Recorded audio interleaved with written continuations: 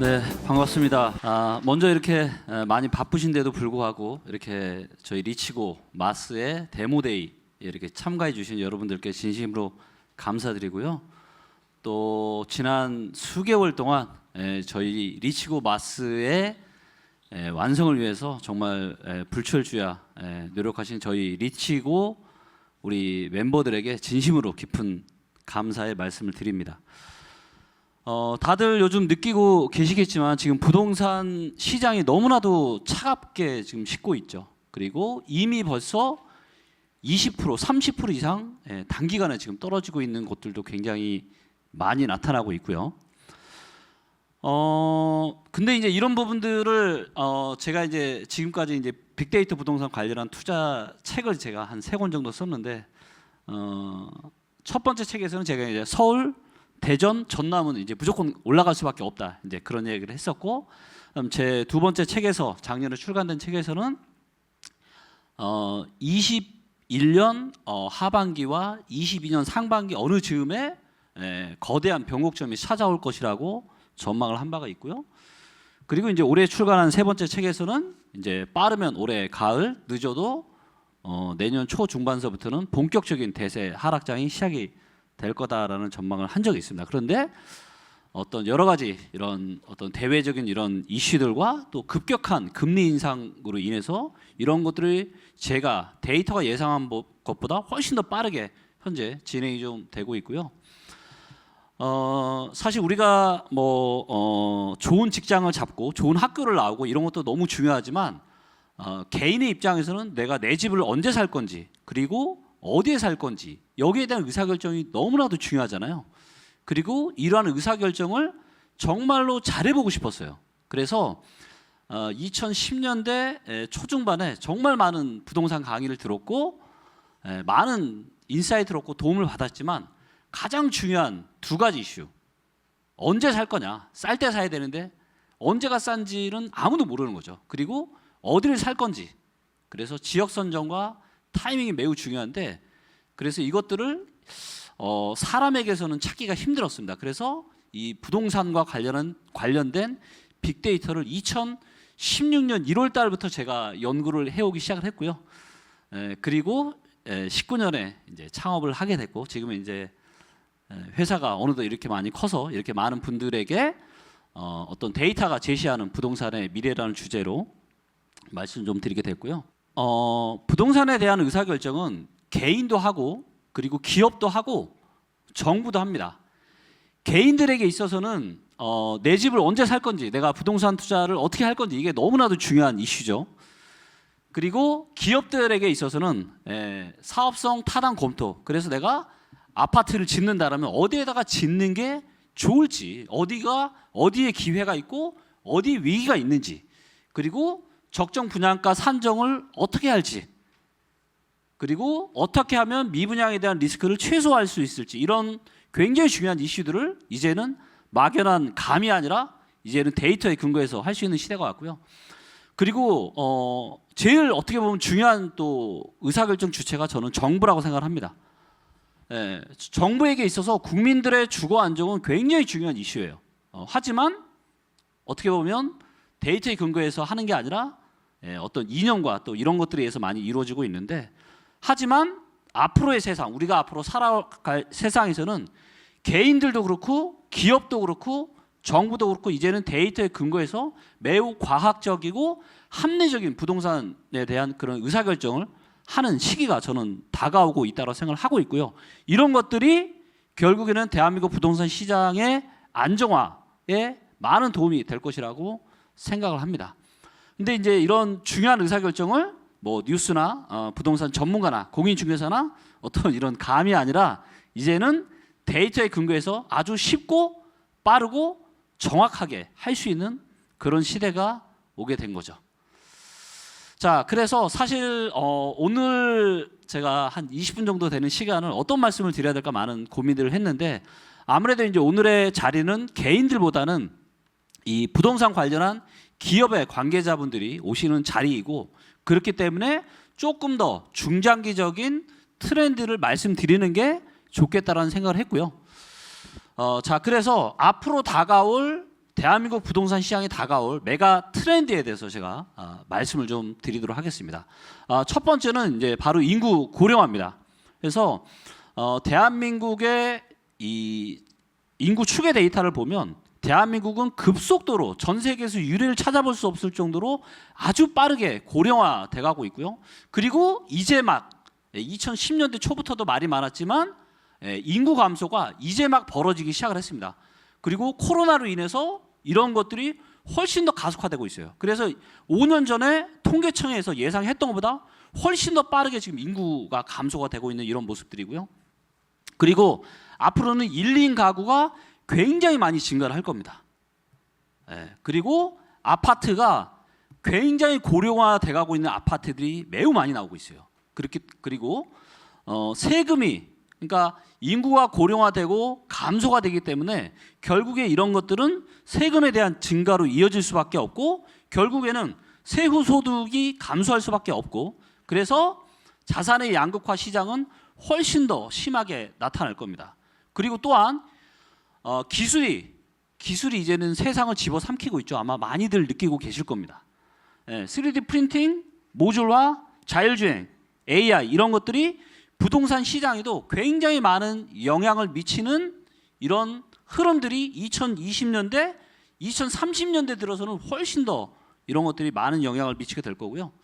그래서 기존과는 제가 감히 말씀을 드리는데, 그동안은 대한민국이라는 사회는 어찌됐건 부동산은 어제가 제일 싸, 이런 논리가 통할 수 있었던 게 뭐냐면 인구가 계속 성장을 했기 때문에. 그래서 우리는 성장하는 세상에서만 살아왔지만 이제는 아니다라는 거예요.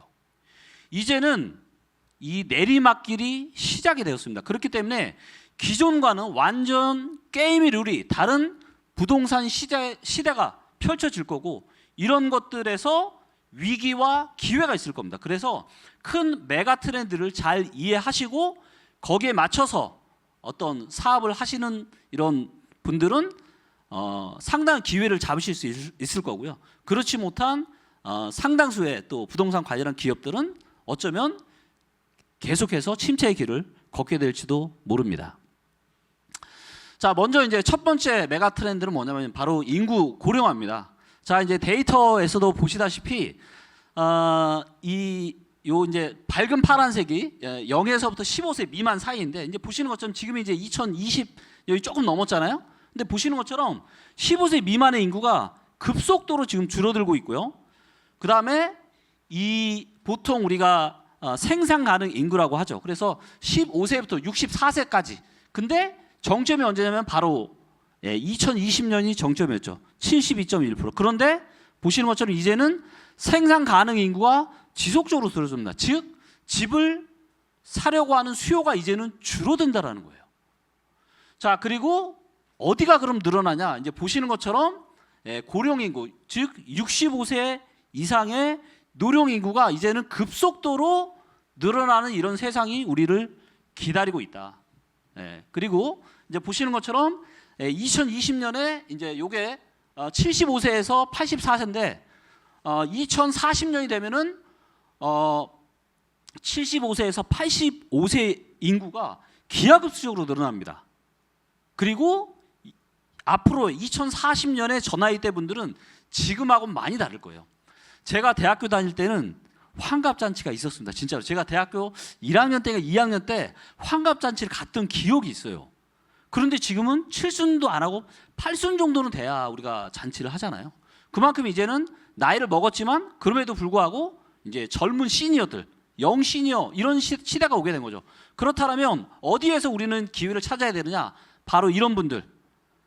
나이가 있으시기 때문에 당연히 어떤 경제적인 능력도 많으실 거고, 이런 분들이 원하는 주거의 형태를 잘 만들어 가시면 상당히 좋은 기회를 찾을 수 있을 거라고 생각을 하고 있습니다. 그래서 65세 이상을 위한 맞춤 주거 공간을 확대하는 게 굉장히 중요하지 않을까, 이런 생각을 제가 좀 해봤고요. 자, 그리고 이제 두 번째 이제 메가 트렌드는 뭐냐면 바로 이제 인구 감소입니다. 그래서 2020년에 5,184만 명을 필두로 해서 이제 보시는 것처럼 이제 인구가 감소를 하는 시대가 펼쳐지게 됐고요. 이제 불과 얼마 전까지만 하더라도 이제 인구가 이렇게 늘어났었는데 이제는 인구 증가율이 이렇게 감소를 하고 있고 시간이 지나면 지날수록 인구 감소 속도가 굉장히 가파릅니다. 근데 정말로 참 안타깝지만 이 통계 데이터 또한 제가 보기에는 너무 긍정적으로 봤어요. 왜냐하면 출산 예상률을 1점 이상으로 봤거든요. 근데 지금 출산율이 0.86 정도 되거든요. 그러니까 지금 정도의 출산율이 유지된다라고 하면은 이 속도는 훨씬 더 가파르게 아마 떨어지게 될 거고요.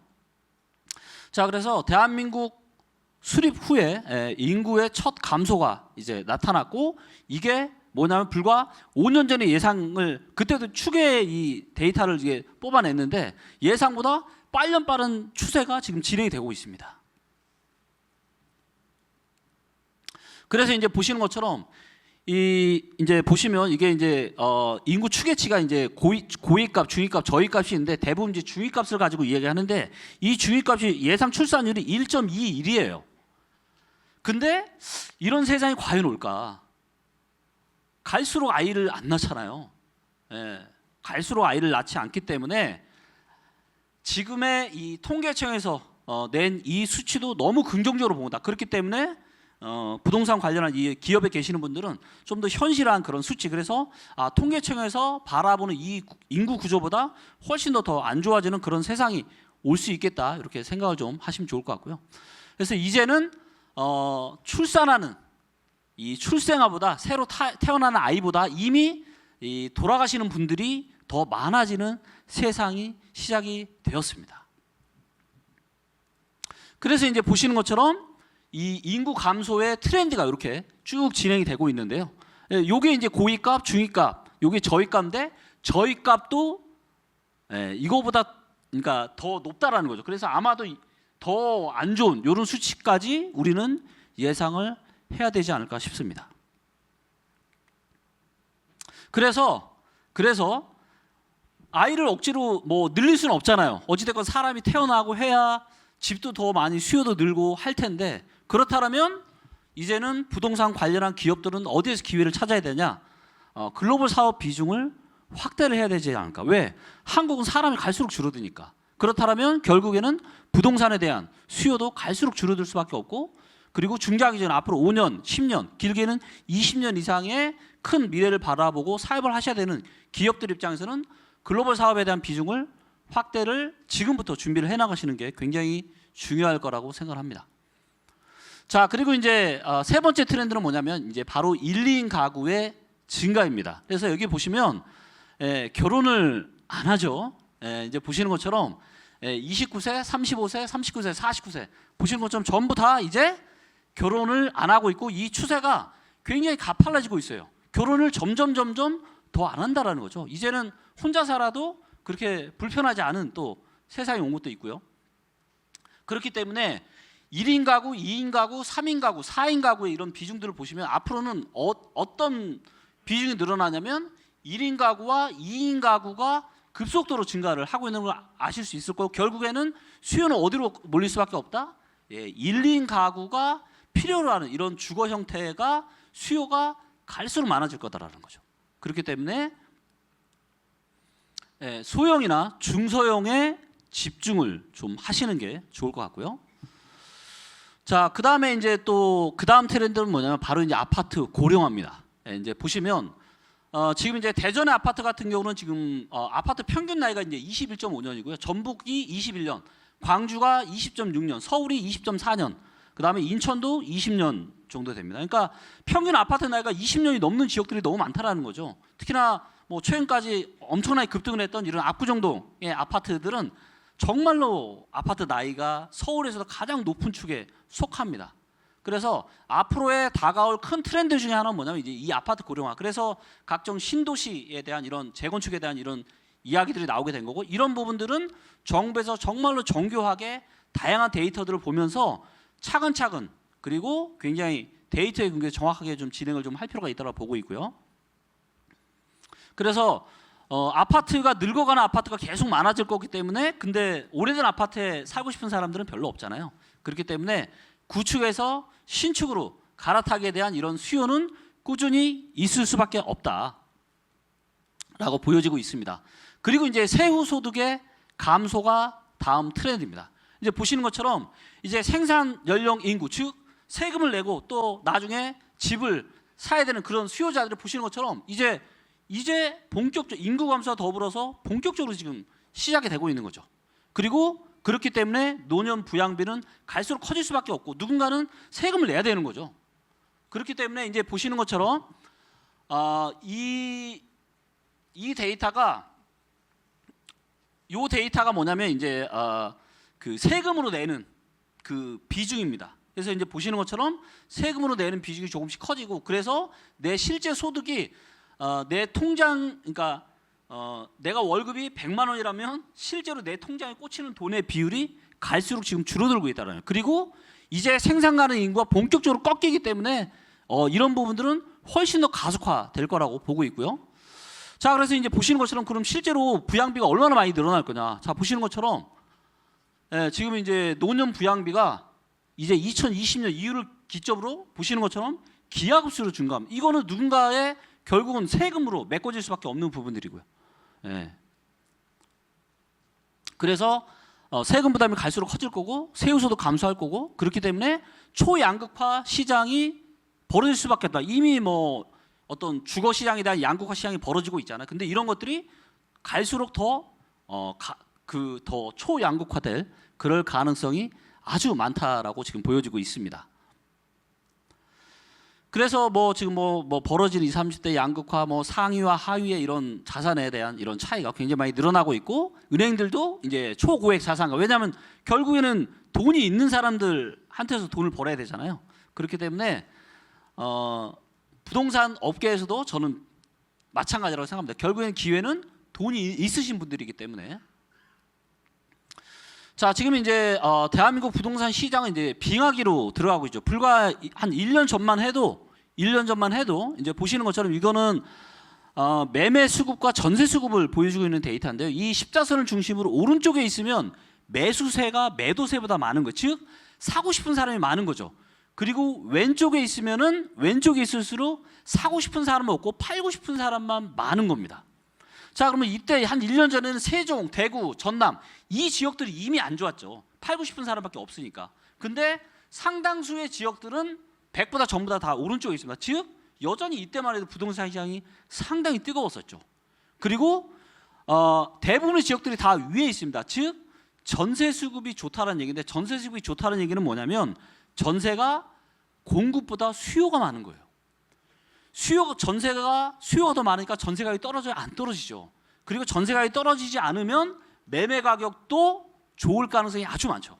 그래서 불과 1년 전만 하더라도 시장이 굉장히 일부 지역을 빼고 너무 좋았었는데 자, 이게 이제 지금 이제 올해 8월 달 들어서는 어떻게 됐냐? 자, 보시는 것처럼 십자선이 여기에 있죠.